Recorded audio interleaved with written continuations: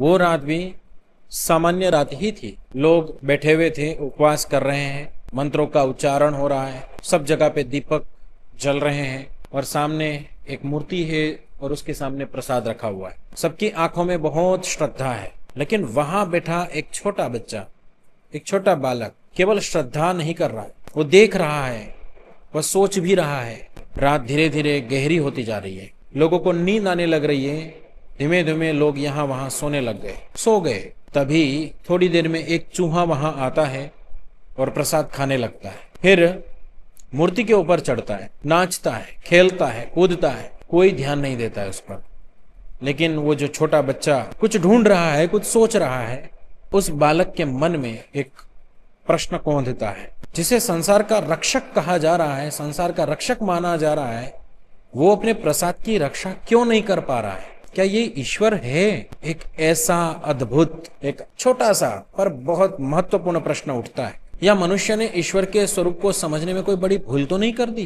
ये प्रश्न छोटा था, लेकिन इसका प्रभाव आगे चलकर बहुत बड़ा होने वाला था। वो बालक कोई और नहीं, मूल शंकर था। संसार ने आगे चलकर उन्हें महर्षि दयानंद सरस्वती के नाम से जाना है। यह केवल एक व्यक्ति की कहानी नहीं है, यह प्रश्न करने का साहस रखने वाले एक मनुष्य की कहानी है। यह श्रद्धा के साथ बुद्धि को जीवित रखने की कहानी है। यह परंपरा के सामने सत्य को रखने की कहानी। यह उस समाज को जगाने की कहानी है जो बहुत समय से गहरी नींद में सोया हुआ है। महर्षि दयानंद का जन्म 1824 में गुजरात के टंकारा में हुआ। भारत उस समय अंग्रेजों के अधीन था, लेकिन केवल देश ही पराधीन नहीं था, समाज की सोच भी अनेक बंधनों में जकड़ी हुई थी। जन्म के आधार पर ऊंच नीच थी, छुआछूत थी, तो बाल विवाह, छोटे छोटे बच्चों के विवाह हो रहे थे और स्त्रियों की शिक्षा पर पूरी तरीके से रोक लगी हुई थी। स्त्रियां शिक्षा नहीं ले सकती थी, पुस्तकें नहीं ले सकती थी, पढ़ नहीं सकती थी। आप विचार कीजिए, थोड़ा आज के समय में है तो विचार कीजिए, ऐसा समय कि जहां पर महिलाओं पर पूरी पाबंदी है, पढ़ नहीं सकती है। जब वो पढ़ नहीं सकती तो सोच क्या सकती है? विचार कीजिए। विधवाओं का जीवन तो ऐसा था, भयंकर, अंधविश्वासों का जाल जबरदस्त फैला हुआ था। धर्म के नाम पर डर था, चमत्कारों का व्यापार था, परंपराओं को ही परम प्रमाण मान लिया गया था। किसी बात पर प्रश्न किया जाए तो उत्तर क्या मिलेगा? सदियों से ऐसा होता आ रहा है। लेकिन मूल शंकर के लिए किसी बात का पुराना होना उसके सत्य होने में प्रमाण नहीं था। उनका प्रश्न स्पष्ट था, यदि कोई बात सत्य है तो वह तर्क से क्यों डरती है? यदि कोई मान्यता ईश्वर की है तो उसमें न्याय क्यों नहीं दिखाई देता? यदि धर्म मनुष्य को ऊंचा उठाता है तो उसके नाम पर मनुष्य को नीचा क्यों दिखाया जा रहा है? उसी मूल शंकर के जीवन में मृत्यु के अनुभव भी आए। उन्होंने अपने परिवार में लोगों को जाते हुए देखा। उनके मन में प्रश्न उठा, जीवन क्या है? ये मृत्यु क्या है? मरना क्या होता है? एक छोटा बच्चा सोच रहा है कि मनुष्य जन्म क्यों लेता है? क्या केवल ये मनुष्य खाने, कमाने, परिवार बनाने और एक दिन मर जाने के लिए आया है? या उसके जीवन का कोई बड़ा उद्देश्य है, कोई बड़ा लक्ष्य है?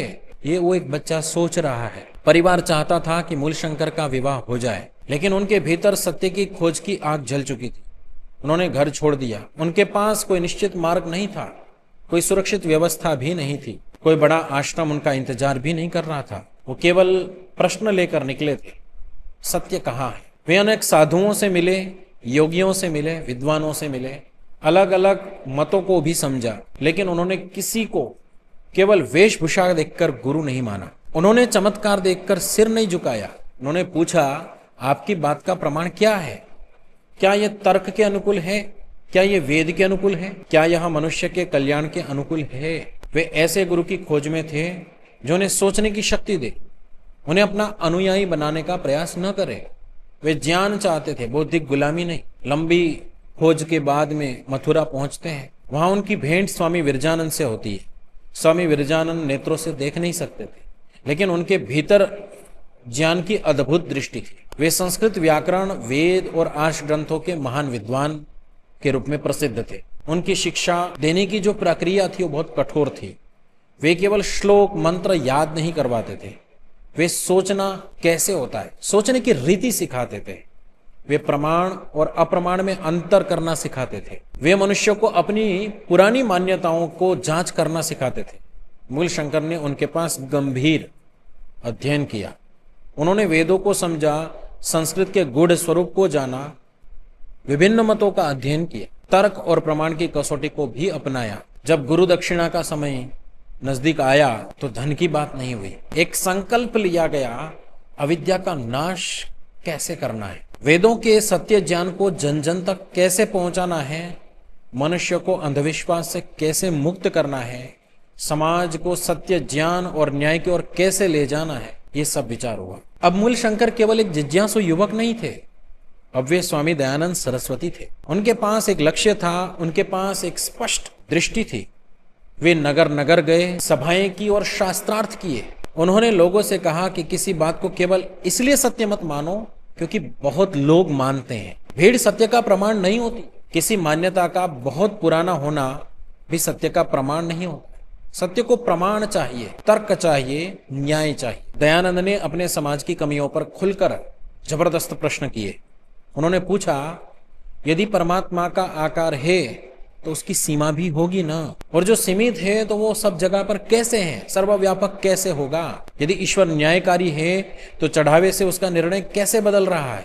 यदि ईश्वर सर्वज्ञ है तो उसे प्रसन्न करने की सूचना देने की क्या आवश्यकता है? यदि ईश्वर सबका है तो उसका ज्ञान कुछ लोगों के अधिकार में कैसे हो सकता है? यदि मनुष्य का मूल्य उसके कर्मों से है तो जन्म से कोई ऊंचा नीचा कैसे हो रहा है? उन्होंने परमात्मा को निराकार माना, सर्वव्यापक माना, सर्वज्ञ माना और न्यायकारी भी माना, दयालु माना, अजन्मा माना। उन्होंने कहा कि परमात्मा किसी शरीर में सीमित नहीं हो सकता, वह किसी एक स्थान पर बंद नहीं हो सकता, वह किसी एक जाति, देश या संप्रदाय के निजी संपत्ति नहीं हो सकता। दयानंद के लिए धर्म का अर्थ केवल पूजा पद्धति नहीं था। धर्म का अर्थ सत्य को समझना था, न्यायपूर्ण आचरण करना था, कर्तव्य निभाना था, अपनी उन्नति के साथ सबकी उन्नति के लिए कार्य करना था। उन्होंने धर्म को भय से मुक्त करने का प्रयास किया। उन्होंने कहा कि ईश्वर को मानना है तो बुद्धि को बंद करके नहीं, बुद्धि खोलकर मानो, सत्य को जांच कर मानो, कर्म और न्याय को समझकर मानो। सन 1875 में सत्यार्थ प्रकाश सामने आता है और वो केवल एक पुस्तक नहीं है, यह पूरे समाज के सामने रखी गई एक चुनौती थी। इसमें ईश्वर की चर्चा थी तो वेदों की चर्चा भी, शिक्षा की चर्चा थी तो परिवार की चर्चा भी, राज धर्म की चर्चा थी तो कर्म और मोक्ष की चर्चा भी थी, सामाजिक समस्याओं की चर्चा है तो विभिन्न धार्मिक मान्यताओं की समीक्षा भी है। दयानंद ने केवल दूसरे के मतों की आलोचना नहीं की, उन्होंने अपने समाज में प्रचलित गलत धारणाओं पर प्रश्न किए, मूर्ति पूजा पर प्रश्न किए, अवतारवाद पर प्रश्न किया, फलित ज्योतिष पर प्रश्न किया, पाखंड पर प्रश्न किया, जन्म के आधार पर बने भेदभाव पर भी प्रश्न किए। उनकी भाषा कई बार कठोर होती थी, उनके विचारों से विवाद हुए। कुछ लोगों ने उन्हें महान ऋषि माना तो कुछ लोगों ने उन्हें विद्रोही कहा, कुछ लोगों ने उन्हें समाज सुधारक कहा, कुछ ने उनका प्रबल विरोध किया। लेकिन वे लोकप्रियता के लिए नहीं बोल रहे थे, वे सत्य के लिए बोल रहे थे। उनका मानना था कि धर्म की रक्षा हर पुरानी बात को बचाने से नहीं होती, धर्म की रक्षा असत्य को हटाने से होती है। यदि धर्म के नाम पर अन्याय हो रहा है तो उसका विरोध करना ही धर्म है। यदि परंपरा मनुष्य की बुद्धि को बांध रखी है तो उसकी जांच करना ही धर्म है। यदि किसी मान्यता से समाज टूटता है तो उसे प्रमाण की कसौटी पर रखना ही धर्म है। सन 1875 में बंबई में आर्य समाज की स्थापना होती है। आर्य समाज का अर्थ कोई नई जाति बनाना नहीं था। आर्य शब्द का अर्थ श्रेष्ठ मनुष्य, वह मनुष्य जो सत्य के मार्ग पर चलता है, जो न्याय पर भरोसा करता है और न्याय करता है, जो सदाचार को अपनाता है, जो स्वयं भी आगे बढ़ता है और दूसरों को भी आगे बढ़ाता है। आर्य समाज कोई नया ईश्वर लेकर नहीं आया है, उसने मनुष्य को ईश्वर का सही स्वरूप समझाने का प्रयास किया। उन्होंने मनुष्य को वेदों की ओर लौटने का आह्वान किया, लेकिन वेदों की ओर लौटने का अर्थ अतीत में लौटना नहीं था, उसका अर्थ ज्ञान की मूल धारा की ओर लौटना है, तर्क की ओर लौटना है, सत्य की ओर लौटना है, न्याय की ओर लौटना है। आर्य समाज के सिद्धांतों में सत्य को ग्रहण करने की बात कही गई, असत्य को छोड़ने की बात कही गई, वेदों को पढ़ने और पढ़ाने की बात कही गई, प्रत्येक कार्य को विचार करके करने की बात कही गई, अपनी उन्नति में ही नहीं सबकी उन्नति में प्रसन्न होने की बात कही। यह केवल धार्मिक संगठन नहीं था, यह सामाजिक जागरण का आंदोलन बन गया। महर्षि ने पूछा, यदि हम ईश्वर को न्यायकारी मानते हैं तो मनुष्य के साथ अन्याय कैसे स्वीकार कर सकते हैं? यदि हम वेद को ज्ञान मानते हैं तो स्त्रियों को शिक्षा से कैसे दूर रख सकते हैं? ये बड़े प्रश्न किए। यदि कर्म ही मनुष्य का मूल्य निर्धारित करता है तो जन्म के आधार पर भेदभाव क्यों किया जा रहा है? उन्होंने कहा कि मनुष्य का सम्मान उनके गुण, कर्म और स्वभाव से होना चाहिए, वंश से नहीं, जाति से नहीं, नाम से नहीं, सामाजिक प्रतिष्ठा से नहीं। यह विचार उस समय बहुत क्रांतिकारी था, क्योंकि इससे केवल धार्मिक मान्यता नहीं बदलती थी, पूरे सामाजिक व्यवस्था पर प्रश्न खड़ा होता था। दयानंद ने स्त्रियों की शिक्षा का समर्थन किया, बाल विवाह का भयंकर विरोध किया, विधवा विवाह को समर्थन दिया। उन्होंने स्त्री को दया का पात्र नहीं माना, उसे शिक्षा, ज्ञान और सम्मान की अधिकारी माना। उन्होंने समाज से पूछा, जिस समाज की आधी जनसंख्या शिक्षा से दूर रहे वो समाज शिक्षित कैसे बनेगा? जिस घर में स्त्री को निर्णय का अधिकार न मिले वह घर न्यायपूर्ण कैसे माना जाएगा? जिस संस्कृति में मां को तो सम्मान दिया गया लेकिन बेटी को पढ़ने से रोका जाए, वह सम्मान कितना वास्तविक होगा? आर्य समाज ने आगे चलकर अनेक विद्यालय स्थापित किए, कन्या पाठशालाएं खोली, गुरुकुल स्थापित किए। शिक्षा को केवल नौकरी का माध्यम नहीं माना गया, शिक्षा को चरित्र निर्माण का साधन माना गया। सन 1886 में लाहौर में पहला डीएवी विद्यालय स्कूल आरंभ होता है। यह आधुनिक विज्ञान और वैदिक मूल्यों को साथ लाने का प्रयास था। इसमें अंग्रेजी शिक्षा भी थी, विज्ञान भी था, लेकिन अपनी संस्कृति और वैदिक परंपरा से जुड़े रहने की भावना भी थी। दूसरी ओर गुरुकुल शिक्षा की धारा आगे बढ़ी। स्वामी श्रद्धानंद ने 1902 में गुरुकुल कांगड़ी की स्थापना की। यहाँ भारतीय जीवन पद्धति, वेद, संस्कृत और आधुनिक ज्ञान को साथ लेकर चलने का प्रयास किया गया। दोनों शिक्षा धाराओं के तरीके अलग थे, लेकिन उद्देश्य एक था, ऐसी शिक्षा देना जो मनुष्य को केवल कमाने योग्य न बनाए, उसे सोचने योग्य भी बनाए, उसे चरित्रवान भी बनाए, उसे समाज के प्रति उत्तरदायी बनाए, उसे अपने राष्ट्र और संस्कृति के प्रति जागरूक बनाए। दयानंद ने कोई राजनीतिक दल स्थापित नहीं किया, लेकिन उनके विचारों ने स्वाभिमानी मनुष्यों को जन्म दिया। उनका संदेश था कि अन्याय के सामने सिर मत झुकाना, अपनी बुद्धि को पराधीन मत बनाना, अपनी संस्कृति को अंधविश्वास से मत जोड़ो, सत्य को साहस से स्वीकार करो। इसी वातावरण से अनेक राष्ट्रवादी नेता प्रभावित हुए। लाला लाजपत राय जैसे व्यक्तित्व सामने आए। स्वामी श्रद्धानंद ने समाज और राष्ट्र के लिए कार्य किया। राम प्रसाद बिस्मिल जैसे क्रांतिकारियों के जीवन पर आर्य समाज के विचारों का प्रभाव दिखाई दिया। दयानंद का संदेश केवल धर्म सुधार तक सीमित नहीं रहा, वह राष्ट्र जागरण का आधार बना, क्योंकि राजनीतिक स्वतंत्रता से पहले मानसिक स्वतंत्रता आवश्यक होती है। जो समाज अपनी बुद्धि से निर्णय नहीं कर सकता वो लंबे समय तक स्वतंत्र नहीं रह सकता। दयानंद का जीवन संघर्षपूर्ण था। उन्हें सम्मान भी मिला, उन्हें विरोध भी सहना पड़ा। कई लोगों ने उनका स्वागत किया तो कई लोगों ने उन्हें अपने लिए खतरा माना, क्योंकि वे केवल विचारों को चुनौती नहीं दे रहे थे, वे उन व्यवस्थाओं को भी चुनौती दे रहे थे जिनसे लोगों का प्रभाव, प्रतिष्ठा और धन जुड़ा था। वे राजाओं के सामने सत्य भी बोलते थे, धर्माचार्यों के सामने भी सत्य बोलते थे, सामान्य जनता के सामने भी सत्य बोलते थे। उनकी भाषा में समझौता कम और सत्य के प्रति आग्रह बहुत अधिक था। सन 1883 में अजमेर में उनका निधन हुआ। उनका जीवन केवल 59 वर्षों का था, केवल 59 वर्षों का। लेकिन प्रश्न यह है कि क्या दयानंद उस दिन समाप्त हो गए? नहीं। एक व्यक्ति का जीवन एक आंदोलन में बदल चुका था, एक सन्यासी का विचार हजारों संस्थाओं में बदल चुका था, एक प्रश्न लाखों मनुष्य के मन में पहुंच चुका था। आर्य समाज की उपलब्धि केवल उसके भवन नहीं है, केवल विद्यालय नहीं है, केवल गुरुकुल नहीं है, केवल सभाएं नहीं है। उसकी सबसे बड़ी उपलब्धि ये थी कि उसने सामान्य मनुष्य को भी प्रश्न पूछने का साहस दिया। उसने कहा कि धर्म के विषय में भी सोचो, ईश्वर के विषय में प्रमाण खोजो, वेदों को खुद पढ़ो, ज्ञान पर किसी एक वर्ग का अधिकार मत मानो। स्त्री और पुरुष समान रूप से शिक्षा ग्रहण कर सकते हैं। जन्म के आधार पर मनुष्यों का मूल्य निर्धारित मत करो, ईश्वर के नाम पर पाखंड स्वीकार मत करो, सत्य को किसी व्यक्ति, परिवार या संस्था की निजी संपत्ति मत समझो। जो बात तर्क, न्याय और मानव कल्याण के विरुद्ध है उसे केवल पुरानी होने के कारण पवित्र मत मानो। आज संसार बदल चुका है, हमारे हाथ में आधुनिक उपकरण है, हमारे पास तेज संचार है, ज्ञान का विशाल भंडार है, लेकिन प्रश्न अभी भी वही है, क्या हमारी बुद्धि वास्तव में स्वतंत्र हुई है?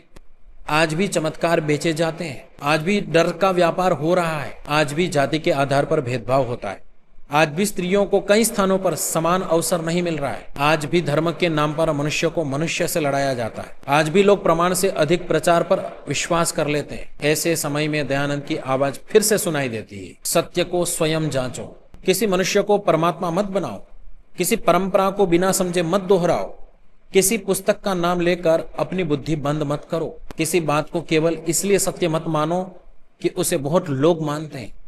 सत्य बहुमत से निर्धारित नहीं होता। असत्य लाखों लोगों के दोहराने से सत्य नहीं बन जाता। लेकिन दयानंद को मानने का अर्थ केवल उनकी तस्वीर पर फूल चढ़ाना नहीं है। यदि हम उनकी तस्वीर के सामने खड़े होकर प्रश्न पूछने वालों को चुप कराएं तो उनका सम्मान नहीं होगा। यदि उनके नाम पर संस्था बनाए लेकिन जाति भेद न छोड़े तो केवल नाम बदला है, विचार नहीं। यदि यज्ञ करे लेकिन समाज, पर्यावरण और परिवार के प्रति कर्तव्य न निभाए तो अग्नि जल रही है, वो केवल अग्नि, जीवन में प्रकाश नहीं आया है।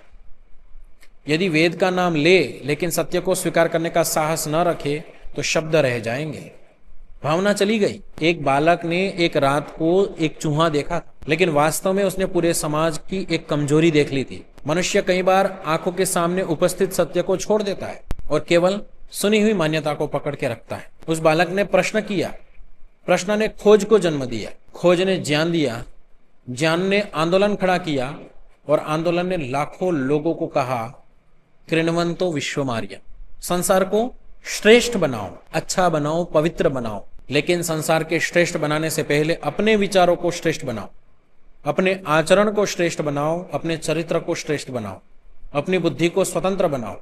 महर्षि दयानंद ने कोई जादू नहीं किया, उन्होंने हवा से कोई वस्तुएं नहीं निकाली, उन्होंने भविष्य बताकर भीड़ नहीं जुटाई, उन्होंने स्वयं को भगवान नहीं कहा, उन्होंने इससे कहीं कठिन कार्य किए हैं। उन्होंने जीवित मनुष्यों की सोई हुई बुद्धियों को जगाने का प्रयास किए। उन्होंने मनुष्य को निर्भय होकर सोचने की प्रेरणा दी। उन्होंने धर्म को अंधविश्वास से अलग करने का प्रयास किया। उन्होंने ईश्वर को पाखंड के बाजार से निकालकर सत्य, ज्ञान और न्याय के साथ जोड़ने का प्रयास किया। उन्होंने समाज को यह साहस दिया कि गलत को गलत कहा जा सकता है, चाहे वो कितना भी पुराना क्यों ना हो, चाहे उसे मानने वाले कितने भी अधिक क्यों ना हो, चाहे उसका विरोध करना कितना भी कठिन क्यों ना हो। उनकी सबसे बड़ी विरासत कोई भवन नहीं थी, कोई संस्था नहीं थी, कोई चित्र नहीं था। उनकी सबसे बड़ी विरासत एक प्रश्न है। जिस बात को मैं मान रहा हूं, क्या वो बात सत्य है? यह प्रश्न आज भी जीवित है। यह प्रश्न हमें असहज कर सकता है, लेकिन यही प्रश्न हमें भ्रम से बाहर भी निकाल सकता है। क्योंकि प्रश्न पूछने से सत्य नष्ट नहीं होता, सत्य और स्पष्ट होता है। नष्ट होता है तो केवल भ्रम। इसलिए सत्य को ग्रहण कीजिए।